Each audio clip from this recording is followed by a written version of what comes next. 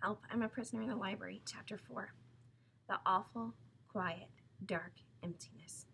Jo Beth grabbed her sister so hard that Mary Rose dropped the flashlight. "Don't keep doing that," Mary Rose exclaimed. She dropped to her knees and started to fumble about on the floor for the flashlight. "You said we were safe because the door was locked. You said nobody could get in." "Well, something got in." Jo Beth sounded as though she blamed Mary Rose for the thump, the bump, and the moaning. There was no use arguing, Mary Rose thought. She began to pull at her lip. She had a big decision to make, and her sister was no help at all. The question was, should they hide downstairs, or should they go upstairs and see who or what was there? The best place to hide, of course, would be in the room with the kid hack. Better still, she and Jo Beth could dress up in the old clothes and sit inside the hack, and even though the idea of sitting down beside the dolls made her skin feel crawly, Mary Rose. Jo Beth's voice dropped down so low that Mary Rose could hardly hear what she was saying. "Let's hide until morning." There she went again, reading Mary Rose's name. Mind. "What's your name?" the Mina bird croaked suddenly. "What's your name, child?" "Why don't you just shut up, you dumb, stupid old thing?" Jo Beth demanded. Quickly, Mary Rose explained about going back to the kid hack room. Jo Beth liked the idea, especially the dressing up part. Mary Rose pressed on the on button and pointed the tiny light straight up. They tiptoed across the room, being careful not to bump into anything on the way. They didn't want the thing upstairs to hear them. The Mina bird flew beside them, its wings fanning them with cool air. "If that bird says one more thing, I'll kill him," Jo Beth said. "He's supposed to talk. He's a Mina." Jo Beth stopped walking so suddenly that Mary Rose ran right into her.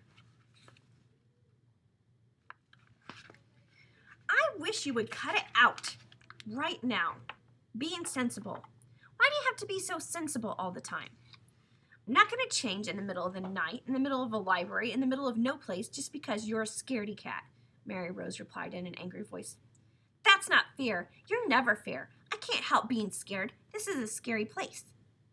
"You can be scared and sensible too. Don't you think I'm scared? But I'm not a big baby like you. If I was 10 and you were only 7, I'd be nicer than you, Mary Rose. I would take care of my little sister and not pick on her all the time." Mary Rose sighed. "You think it's easy to be oldest? I wish we could change places just once, then you'd see." Jo Beth was astonished. Didn't Mary Rose get to stay up later because she was older? Didn't she get a bigger allowance? And when Jo Beth got mad and yelled at Mary Rose, didn't their mother always take Mary Rose's side? "Don't you think I ever get tired of having Mommy or Daddy tell me to take care of you all the time?" Mary Rose continued. "Take care of me?" Jo Beth was insulted. "I'm 7 years old." She suddenly hissed in her sister's ear, the argument forgotten. "Shh! Listen, it's starting again." Mary Rose had heard it too, the loud moan from upstairs. "Quick," she said, as they went into the kid hack room.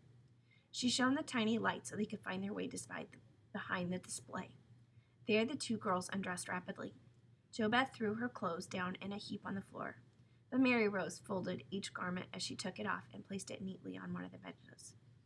As soon as they had the old-fashioned dresses on, they took turns looking at each other in the small glow from the flashlight. "This dress feels kind of nice," Jo Beth was surprised. "Do you like yours?" Without waiting for an answer, she went on, "Let's put on one of these hats." "It's not a hat, it's a bonnet."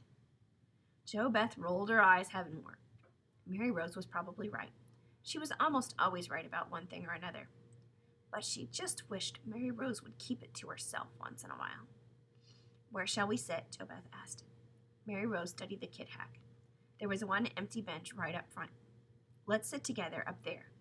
She'd never admit it to Jo Beth, but Mary Rose wanted the comfort of her sister's warm body right next to her. Jo Beth sat next to the window, or what would have been the window if the kid hack had had glass in it. Mary Rose smoothed her dress and took the seat behind her sister. The Mina bird perched on top of the wagon. The silence was absolute. Neither sister spoke. Even the bird was quiet. Jo Beth wanted to turn her head and look back at the dolls. She could tell Mary Rose felt the same way. After a few minutes, Jo Beth said out of the side of her mouth, "They're doing something back there. I think they're moving around." Mary Rose clutched the flashlight so hard, her knuckles began to turn white. They're dummies, she hissed. They can't move. Turn on the light and let's look. JoBeth couldn't bear not knowing, and neither could Mary Rose. She turned on the flashlight. Slowly, very slowly, the girls peered back over their shoulders. The light shone directly on the glassy eyes of the dolls. JoBeth gasped. She knew it. Those glittering eyes were fixed on her. They were hard and unfriendly. I'm getting out of here, JoBeth whispered. The minor bird flew down and landed on one of the dolls. Off with their heads! It nipped at the doll's bonnet, which slipped off, taking with it the wig underneath. The bald head looked menacing. JoBeth jumped down from the wagon, her sister following right on her heels. The minor bird flew along with them. Wish we could turn him into a flying carpet and fly right out of here, JoBeth whispered. I hate this place. I'm never going to come back if we ever get out of here. Mary Rose just held her sister's hand and led her back to the librarian's desk. It seemed to her the safest place to hide for the moment. When they were under the desk, she told her sister to be quiet.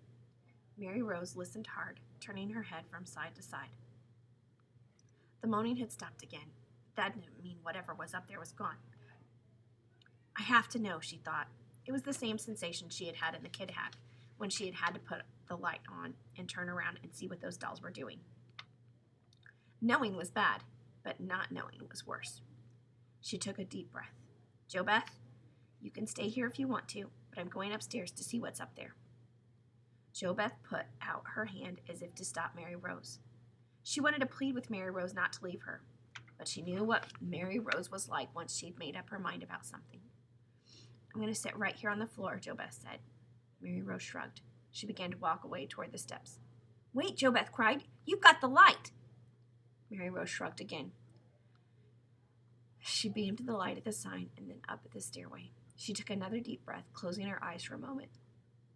Stepping over the signs, she put one hand on the banister and she held the flashlight with the other. She didn't say a word when JoBeth raced after her, breathing hard. Let me walk in front of you, please, Mary Rose. I'd rather have you right in back of me than... Her voice trailed off, but Mary Rose knew exactly what her sister meant because she could feel the awful, quiet, dark emptiness pressing in behind her.